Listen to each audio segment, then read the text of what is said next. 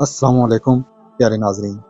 क्या कोई सोच सकता है कि एक अजनबी बूढ़ी औरत की मदद के लिए किया गया एक ऐसा अनोखा फैसला जिसे दुनिया शायद दीवानगी करार दे, बरसों बाद किसी की किस्मत के बंद दरवाजे इस तरह खोल देगा कि दुनिया देखती रह जाए। शहरज़दा कर देने वाली इस दास्तान के पीछे क्या राज छुपा था? क्या वो महज एक ज़रूरतमंद औरत थी या हमजा की ज़िंदगी का सबसे बड़ा इम्तिहान? और जब बरसों बाद वो उस झोंपड़ी में वापस लौटा तो वहां उसे यादों के सिवा क्या मिला जिसने उसके कदमों तले से जमीन निकाल दी। आइए देखते हैं कि जब खलूसे नीयत और रज़ाए इलाही एक हो जाते हैं तो मौजज़ात किस तरह जन्म लेते हैं। हमजा एक ज़हीन और नेक दिल नौजवान था जो पाकिस्तान से सऊदी अरब की एक मारूफ यूनिवर्सिटी में अला तालीम के हसूल के लिए मुकीम था। हमजा का ताल्लुक एक मुतवस्सित घराने से था और उसके वालिदैन ने उसे बड़ी मेहनत से पढ़ाया था। यूनिवर्सिटी के इब्तदाई दिनों में जब पढ़ाई का बोझ ज़रा कम था, हमजा अक्सर शहर की रौनकों से दूर मुज़ाफ़ाती इलाकों में चहलकदमी के लिए निकल जाया करता था। एक दिन जब सूरज अपनी पूरी आबोताब के साथ चमक रहा था, हमजा का गुज़र एक वीरान कच्चे रास्ते से हुआ।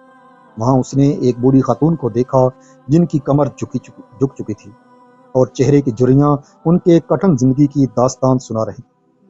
उनका नाम ज़ुलेखा बीबी था। वो धूप में अपनी बकरियों के रेवड़ को हाँक रही थी। हमजा के दिल में तड़प उठी। उसने सोचा कि इस उम्र में उनके किसी बेटे या पोते को ये काम करना चाहिए था।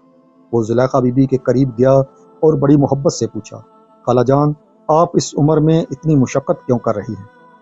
क्या आपकी कोई ऐसी ख्वाहिश है जो अधूरी हो और मैं उसे पूरा कर सकूं?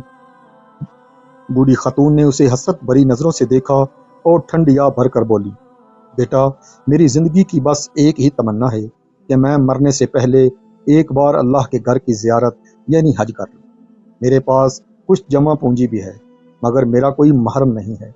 शरीयत के मुताबिक मैं अकेली नहीं जा सकती। हमजा ये सुनकर सोच में पड़ गया। उसे लगा कि अल्लाह ने उसे उस बूढ़ी माँ की दुआ कबूल करवाने का ज़रिया बनाया है। उसने कई दिन सोचा, उलमा कराम से मशवरा किया और आखिरकार एक बहुत बड़ा फैसला किया। उसने जुलेखा बीबी को पेशकश की कि वो उनसे सिर्फ कागजी तौर पर निकाह करेगा ताकि वो उनका शरई महरम बन सके और उन्हें हज पर ले जा सके। उसने वादा किया कि हज की वापसी पर वो उन्हें तलाक दे देगा ताकि वो अपनी आज़ाद ज़िंदगी गुजार सके और वो अपनी पढ़ाई जारी रख सके। पहले तो जुलेखा बीबी हिचकिचाईं, मगर हमजा के खलूस को देखकर वो मान गई। निकाह सादगी से हुआ और चंद माह बाद हमजा ने उन्हें अपनी निगरानी में हज करवाया।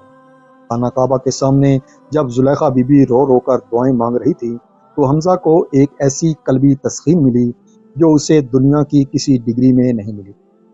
हज से वापसी पर जब तलाक का वक्त आया तो जुलेखा बीबी ने हमजा का हाथ थाम लिया और कहा, हमजा, तुमने मुझ पर जो एहसान किया है वो मैं कभी नहीं उतार सकती।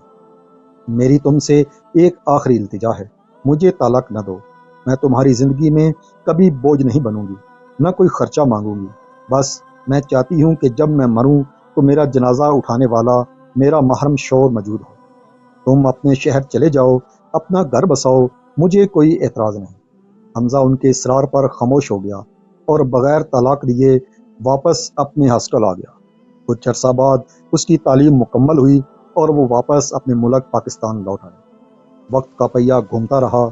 हमजा अपनी ज़िंदगी की मसरूफियात, मुलाजमत और वालदैन की खिदमत में मगन हो गए। आहिस्ता आहिस्ता वो उस निगाह और जुलेखा बीबी को एक भूली हुई नेकी समझकर जहन से निकाल बैठा। तकरीबन 8 साल गुजर गए। हमजा अब एक कामयाब बिजनेसमैन बन चुका था। एक रात उसे ख्वाब में जुलेखा बीबी नजर आई। उसके दिल में एकदम बेचैनी उठी और उसने फैसला किया कि वो एक बार फिर उस छोटे से शहर जाएगा और उसकी खैरियत मालूम करेगा। जब हमजा वहां पहुंचा तो उसे वो झोंपड़ी नुमा घर बंद मिला।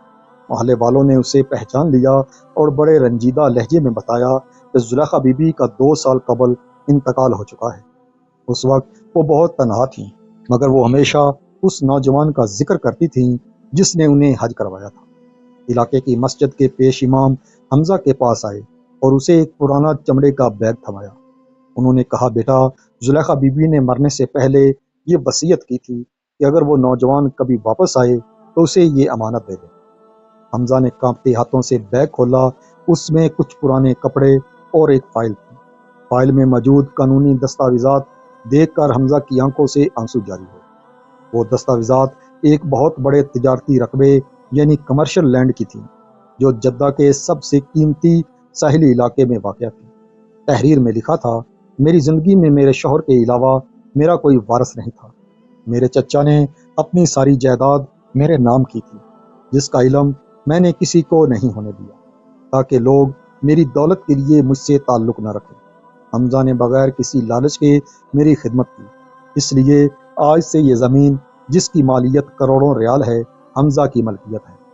جب اس زمین کی بازاری قیمت لگوائی گئی تو وہ 500 ملین ریال نکلی۔ حمزہ یہ دیکھ کر سجدے میں گر گیا کہ اللہ تعالیٰ کسی کی نیکی کو رائیگاں نہیں جانے دیتا۔ اس نے ایک بوڑھی عورت کا سہارا بننے کی کوشش کی تھی اور اللہ نے اسے دنیا کے سب سے بڑے خزانوں سے نواز دیا۔ یہ کہانی ہمیں سکھاتی ہے کہ نیکی ہمیشہ لوٹ کر آتی ہے۔ جب ہم کسی کی ضرورت خالص اللہ کی رضا کے لیے پوری کرتے ہیں تو کائنات کے غیب سے ہمارے لیے ایسے راستے کھل جاتے ہیں جن کا ہم نے کبھی تصور بھی نہیں کیا ہوتا۔ حمزہ کی نیکی محض ایک انسان کی مدد نہیں تھی، بلکہ وہ اللہ کے ساتھ کیا گیا ایک ایسا سودا تھا جس کا منافع اسے دنیا اور آخرت دونوں میں مل گیا۔ اگر یہ کہانی آپ کے دل کو چھو گئی ہو تو ویڈیو کو لائک کریں اور گولڈن وائس سٹوری کو سبسکرائب ضرور کریں۔ اپنا اور اپنے پیاروں کا خیال رکھیے گا۔ اگلی ویڈیو تک کے لیے اپنے میزبان کو اجازت دیں۔ اللہ حافظ۔